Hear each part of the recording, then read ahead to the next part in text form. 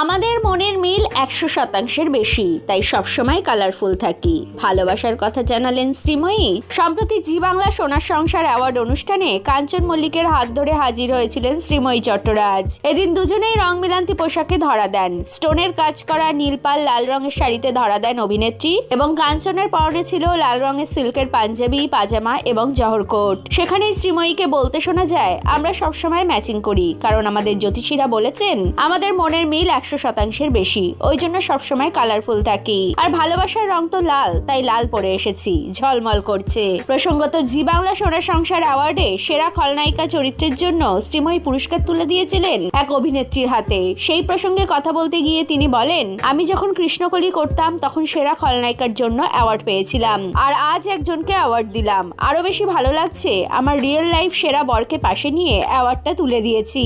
সেই জন্য জি বাংলার কাছে অনেক ধন্যবাদ।